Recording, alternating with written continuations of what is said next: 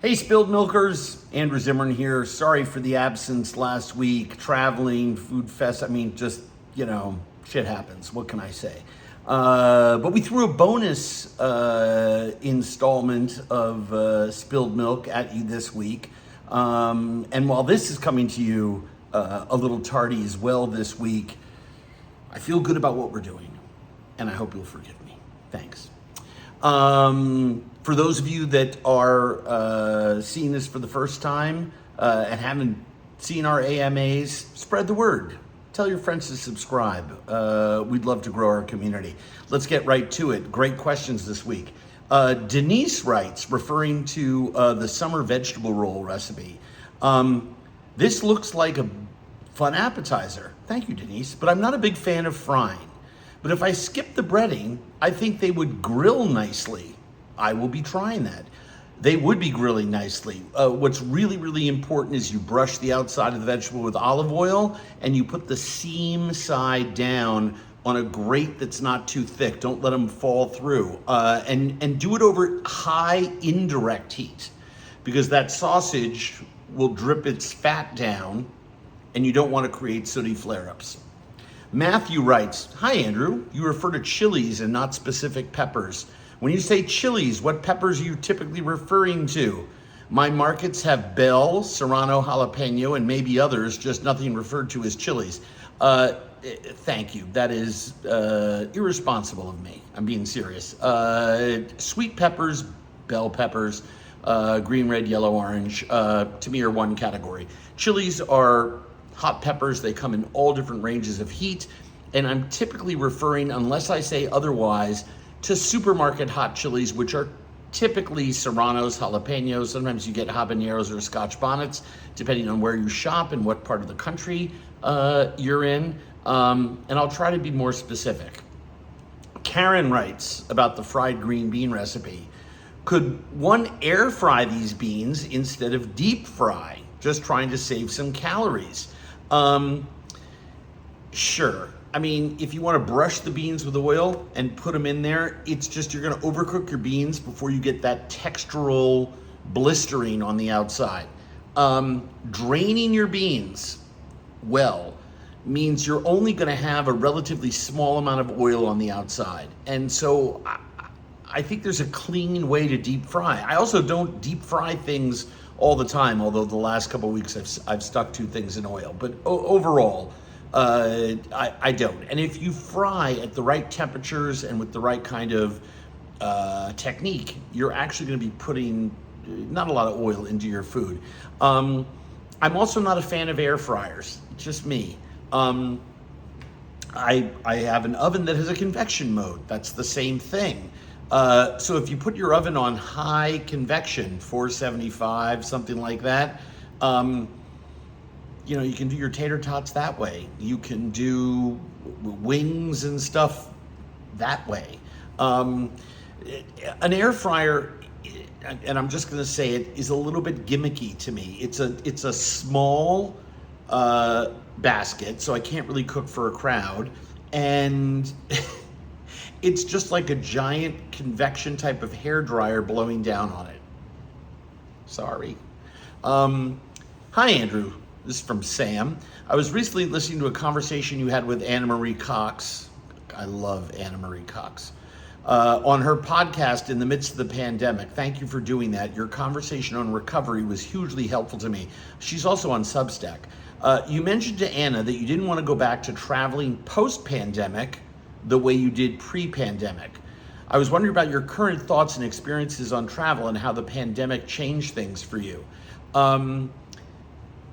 What I meant by that at the time was two things. One, an aspect of safety that if I'm going to be on an airplane for 14 hours going to Tokyo, these days I'll probably stick a mask on when I'm on the plane. And I know everyone talks about the recirculated air and all the rest of that kind of thing, but people are right around me sneezing and coughing. But what I really meant most by it was an attitude of gratitude, because we were talking about recovery, and Travel is where I learn the most about myself. It's how I become a better person. It's transformative. I'm endlessly curious, so I learn a lot. Traveling and I are sort of an inseparable duo. I can't exist without it. I need it to breathe. I need it to live. So when it was taken away for so long because of a global pandemic, it increased my amount of gratitude for the amount of times I've been able to be far away from home, but it also made me a lot more grateful for all my opportunities. When something's taken away, you appreciate it a lot more.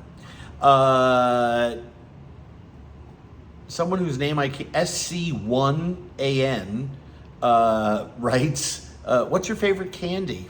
My God, so many. I'm a big fan of Necco wafers, and I'm a big fan of any kind of like old-fashioned hard candy. Cherry, grape, lemon, I love that stuff. In the chocolate category, I like milk chocolate with nuts and raisins. In the techno candy category, I'm more Sour Patch Kid than anything else, but who doesn't like a hot tamale or a Mike and Ike? What else can I tell you? I'm not into, Junior Mints and York Peppermint Patties. That's a big category for me. Rory writes, I like to unpack as soon as I can when I get home from a trip. Me too, but I don't do it often enough. My partner doesn't like to unpack until I've tripped over her suitcase for several days. I also like to unpack when I'm in a hotel room. I always unpack when I'm in a hotel room. Although I do, mostly because I use the suitcase for dirty stuff and then I pack over it so the dirty stuff is on the bottom. I guess I don't like using suitcases except when I'm in transit. What are your thoughts on unpacking? Yes, unpack. Have you ever cooked Moroccan food, writes Aida, all the time. I make fantastic tagines. I make a bastilla that I love. I'm a big fan of Moroccan soups are actually really great, really brothy and lemony. I'm actually, this year I did not get to it, but next year, as God is my witness, I am digging a pit in the backyard so that I can do meshui, do whole lambs underground, which is my favorite thing in the whole world. I love Moroccan food. Moroccan food's fantastic. I actually make a lot of Moroccan salads. I make a Moroccan salad with onions, sliced oranges, and black olives in the wintertime that I'm nuts about. Heather writes, what's the deal with palm sugar? Is it much different from brown sugar? Yes. Brown sugar has more molasses in it. Palm sugar, because of the plant that it comes from, date palm trees as opposed to sugar cane, has a lower glycemic index. Pobs Fragoso writes, what are some of your favorite Mexican foods? Buddy, I love Mexican food. I cook it all the time. Nuts about it. But I mean, favorites? I mean, if you're looking for me to say tacos, the answer is a no. Even though I eat things like that probably most often than most people would think of as being Mexican. But it's probably things like pozole, braised pork, carne adobada. I cook a lot of Mexican foods. I do in the wintertime, I do a rabbit simmered in red chilies that I have a long time processing. Actually, we shot it last year for Wild Game Kitchen. And you can find it online. It's at andrewzimmern.com. And then I eat that with tortillas and tomatillo salsa. I'm nuts about it. William writes, I just saw an episode of Robert Downey Jr.'s new show where he changes a classic car to run on biodiesel made from cooking oil. Good for him. Do restaurants sell cooking oil to companies that make biodiesel, or do they just give it away? They used to, and they used to do both. I'm not aware of it as a trend that's continuing. Would you drive a car that smelled like French fries? Fuck no. I like to keep my car buttoned up. I like my car. Paola writes, what are some of your favorite Bizarre Foods episodes, and what is the most bizarre food you've ever eaten? Wow. Minnesota State Fair episode, all the African episodes, all the episodes in Asia.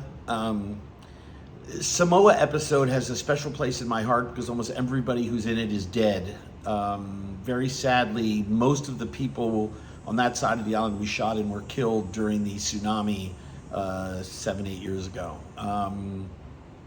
So that's a tough one for me, but I think about it all the time. What is the most bizarre food you've ever eaten? I mean, it's all the Dr. Seuss food, stuff that I didn't know existed before we got there, stuff that we argued with the network and with, research scientists back home about certain species, where we would show them a picture of like, we ate this in the Amazonian jungle in a part of a country that no one has really been to, with tribal peoples, and it was delicious. What is this frog? What is this turtle? What is this bird? And they couldn't necessarily tell us. In Samoa, I mean, just thinking about it,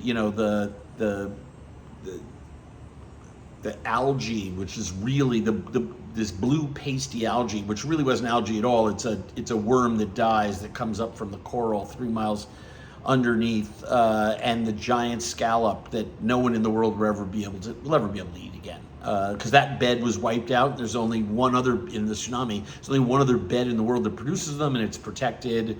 I got to eat part of a giant scallop with the Matai, the head of the tribe, and his people in that episode. I mean, I'll never be able to do that again. The Botswana episode, if I had to pick, is probably my favorite episode of all time.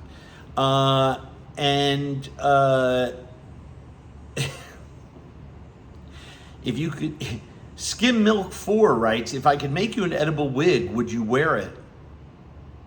Depends what it's made of. You guys all stay frosty out there. Stay awesome. Love you. Speak to you next week.